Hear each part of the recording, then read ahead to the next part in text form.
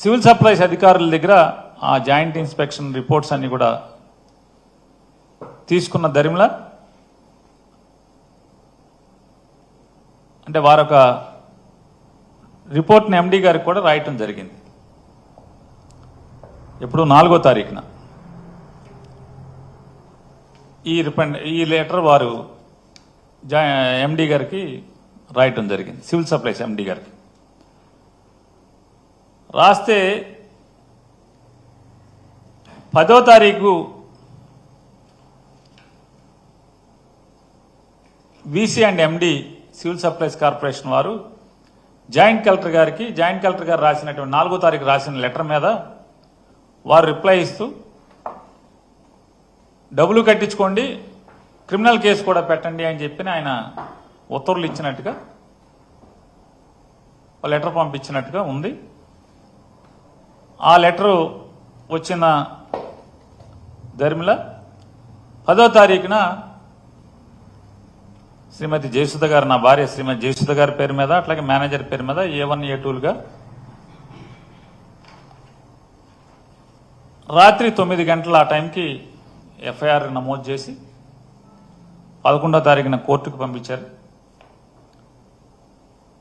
అట్లాగే 10వ తారీఖున జాయింట్ కలెక్టర్ గారు, కృష్ణా జిల్లా జాయింట్ కలెక్టర్ గారు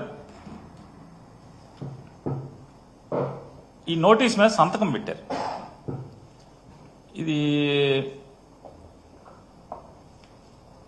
వారు 4వ తారీఖు రాసిన లెటర్. ఇది ఈ నోటీస్ మీద సంతకం పెట్టారు. ఈ నోటీసు శ్రీమతి జయసుధా గారికి, అట్లాగే మేనేజర్కి, వీసీ అండ్ ఎండీకి, district manager, district magistrate and కలెక్టర్కి, superintendent of police Bandar taluka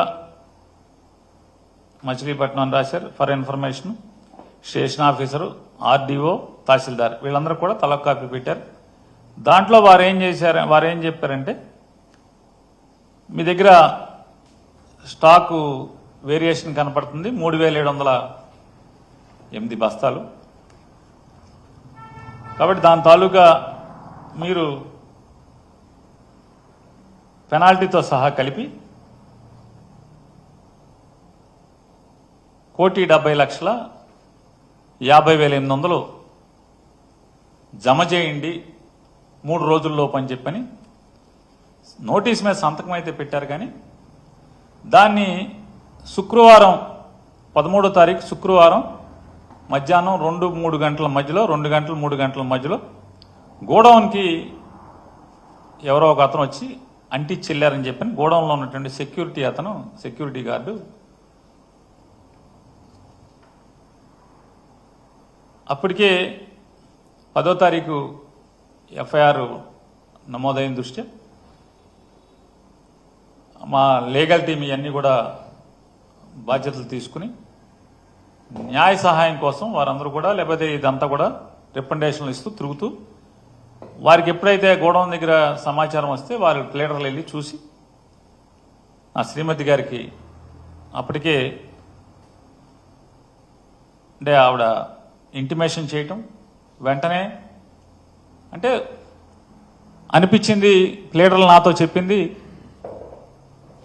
madam గారికి కూడా చెప్పామండి జయసుధ గారికి, ఉద్దేశపూర్వకంగా 10వ తారీఖు సంతకం పెట్టినప్పటికి కూడా 13వ తారీఖు శుక్రవారం మధ్యాహ్నం బ్యాంకు టైమింగ్స్ అంటే bank operation timings edge of the మూమెంట్లో నోటీస్ అతికిచ్చి, తెల్లారి శనివారం బ్యాంక్ హాలిడే, ఆదివారం బ్యాంక్ హాలిడే కాబట్టి దీని ఏదో ఫెయిల్ చేయాలనేటువంటి ఉద్దేశంతో దానికోసం అంటించినట్టుగా కనపడుతుందండి అని చెప్తే, సరే ఎన్ని తిప్పలు పడ్డామా, ఎన్ని పిల్లి మొగ్గలు వేశారా, నా భార్య అందరూ కలిసి కుటుంబ సభ్యులు,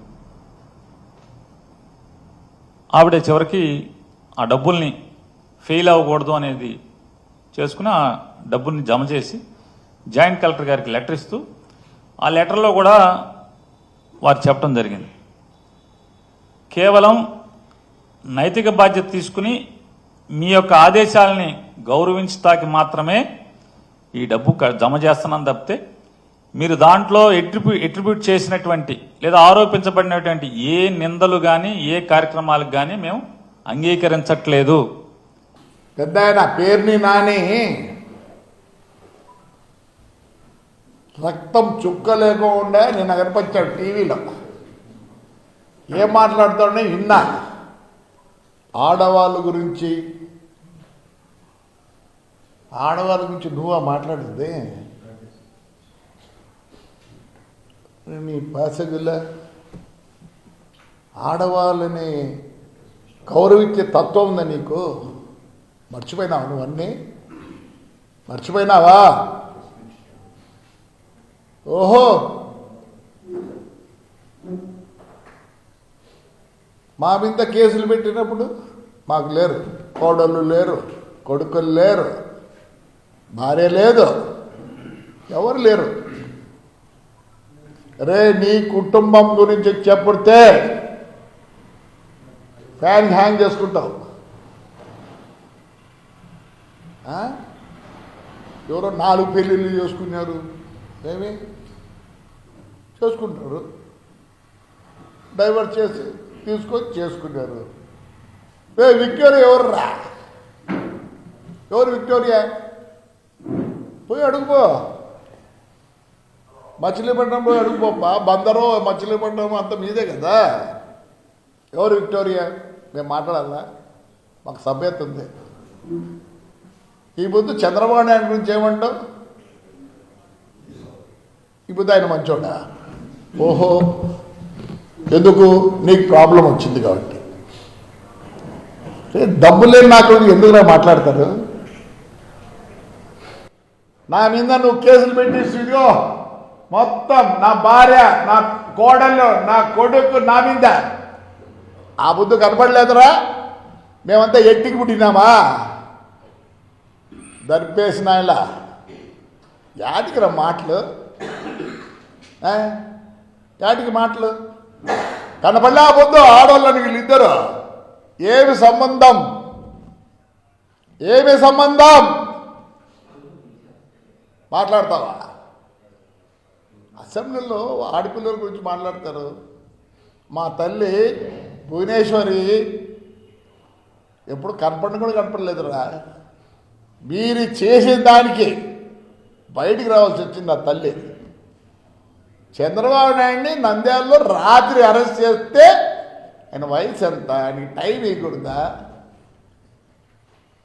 దమ్ము లేని నాయనలారా, ఇప్పుడు కనిపించింది మీకు? మీ ఇంట్లో ఆడవాళ్ళు ఉన్నట్లు నేను చాలా అవుతే చెప్పాలంటే ఆడవాళ్ళ గురించి, మీ ఇంట్లో ఆడవాళ్ళ గురించి చెప్పాలంటే కానీ మంచిది కాదు, సభ్యత కాదు కాబట్టి నోరు మూసుకొని ఉంటా. నువ్వు బ్యాటరీ నీ బ్యాటరీ సరిగా లేదురా. అర్థం చేసుకో, నీ బ్యాటరీ సరిగా లేదు. అట్లాడకూడదు. ఏం పవన్ కళ్యాణ్ చేసుకుంటే ఏం చేసుకున్నాడు, డైవర్స్ ఇచ్చినాడు, లీగల్గా పోయినాడు. దానికి రే ఎన్ని మాటలు మాట్లాడినారా పాప సినిమా యాక్టర్ పవన్ కళ్యాణ్ గురించి. మంచోడు కాబట్టి ఊరుకున్నాడు.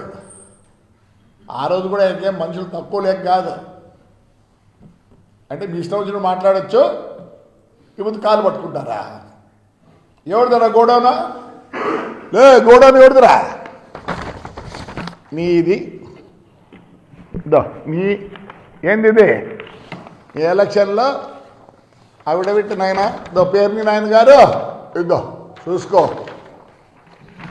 ఇద్దో ఎవరు పెడుతుంది చూసుకో నాయన, ఎవరు పెడుతుందో. జయసుధా. ప్రతి సంవత్సరం, ప్రతి 2 సంవత్సరాలకు ఒకసారి మనం ఖచ్చితంగా ఆ వెసులుబాటు కల్పించే విధంగా పవన్ కళ్యాణ్ గారు ప్రణాళిక సిద్ధం చేసుకున్నారు. ప్రతి జన సైనికుడు ఎవరైతే పార్టీ కోసం కష్టపడ్డారో, ఎవరైతే పార్టీ జెండా మోసారో, ఏ గ్రామంలో సరే, ఏ జిల్లాలో సరే 100% వాళ్ళకి గుర్తింపు వస్తుంది. ఆ గౌరవం వచ్చే విధంగా పవన్ కళ్యాణ్ గారు చేస్తారని నేను మాటిస్తున్నాను. కొంచెం ఓపిక ఉండాలి, సహనం ఉండాలి. ఒకే రోజు కొన్ని కార్యక్రమాలు పూర్తి చేసుకోలేం. నిజాయితీగా మనం కష్టపడి ముందుకెళ్తున్నప్పుడు ఎప్పుడు కూడా మనకి పొరపాటు జరగదు. ఏ జిల్లా అయినా కానివ్వండి. ఇప్పుడు మనకి ఉమ్మడి జిల్లాగా మనం గతంలో తూర్పుగోదావరి జిల్లాలో అనేక కార్యక్రమాలు చేశాం. ఈ రోజున మనకి కోనసీమలో కానివ్వండి, కాకినాడలో కానివ్వండి, తూర్పుగోదావరిలో కానివ్వండి, మనందరం కూడా సమిష్టి కృషితోటి మన పార్టీ బలోపేతం కోసం కష్టపడాలి. ఎందుకంటే ప్రభుత్వం నుంచి చేసే కార్యక్రమాలు ప్రజల్లోకి మీరు తీసుకెళ్ళాలి. ఇంతకుముందు నేను అధికారులతో సమీక్షించాను. రాష్ట్రంలో గతంలో ఎన్నడూ లేని విధంగా ధాన్యం కొనుగోలు విషయంలో మీరే చూశారు రైతుల్ని ఏ విధంగా ఆదుకోగలుగుతున్నామో. వైఎస్ఆర్సీపీ ప్రభుత్వం రైతుల్ని మోసం చేసి 1674 కోట్ల రూపాయలు బకాయిలు వదిలేసి వాళ్ళు ఎన్నికలప్పుడు పారిపోయారు. రైతుల దగ్గర కొనుగోలు చేసిన ధాన్యానికి డబ్బు ఇవ్వలేదు. ప్రభుత్వం వచ్చిన తర్వాత పవన్ కళ్యాణ్ గారి దృష్టికి తీసుకెళ్ళినప్పుడు మేమిద్దరం ముఖ్యమంత్రి గారితో కలిసినప్పుడు ముఖ్యమంత్రి గారు కూడా ఖచ్చితంగా దీన్ని చొరవ చూపించి నెల రోజుల్లోపే మనం రైతులకి బకాయిలు చెల్లిద్దామని ఆయన కూడా మమ్మల్ని అందరూ కూడా ప్రోత్సహించి ముందుకు తీసుకొచ్చారు. ఇచ్చిన మాట మేరకు దాదాపు మన జిల్లాలోనే ఎక్కువ ఉంది, తూర్పుగోదావరి ఉభయ గోదావరి జిల్లాలో ఎక్కువ మంది రైతులు ఉన్నారు. 1674 కోట్ల రూపాయలు గత ప్రభుత్వం చేసిన బకాయిల్ని నిజాయితీగా ఈ కూటమి ప్రభుత్వం వచ్చినాక వాళ్ళకి చెల్లించాం. చాలా సులభంగా మేము కూడా చెప్పొచ్చు మాకు సంబంధం లేదు గత ప్రభుత్వం చేసింది కదా అని. కానీ ఆ రైతుని మాత్రం మనం ఇబ్బంది పెట్టకూడదు, ఆ కుటుంబాన్ని ఆదుకోవాలనే ఉద్దేశంతో ఆ కార్యక్రమం చేశాం. ఈ రోజుకి కూడా ధాన్యం కొనుగోలు విషయంలో మన ఒక్క జిల్లాలోనే తూర్పుగోదావరి జిల్లాలోనే ఈ రోజుకి 600 కోట్ల రూపాయలు ధాన్యం కొనుగోలు చేశాం. 600 కోట్ల రూపాయలు ధాన్యం కొనుగోలు చేశాం. గర్వంగా చెప్తున్నాను, 48 గంటలు అన్నాం, 24 గంటల లోపే 98% మంది రైతులకి ఆ డబ్బు మేము అందించగలిగాం. ఎక్కడ కూడా స్వార్థం లేకుండా కష్టకాలంలో కూడా ఈ రోజున రాష్ట్ర వ్యాప్తంగా 25 లక్షల మెట్రిక్ టన్నులు ధాన్యం కొనుగోలు చేస్తే 6,000 కోట్ల రూపాయలు వెచ్చించి మన రైతు సోదరులు ఖాతాల్లోకి 24 గంటల్లోనే మేము జమ చేశాం. ఎక్కడైనా సరే రాష్ట్రం గురించి ఆలోచించినప్పుడు ఏ విధంగా పవన్ కళ్యాణ్ గారు స్పందిస్తున్నారో మీరు చూశారు.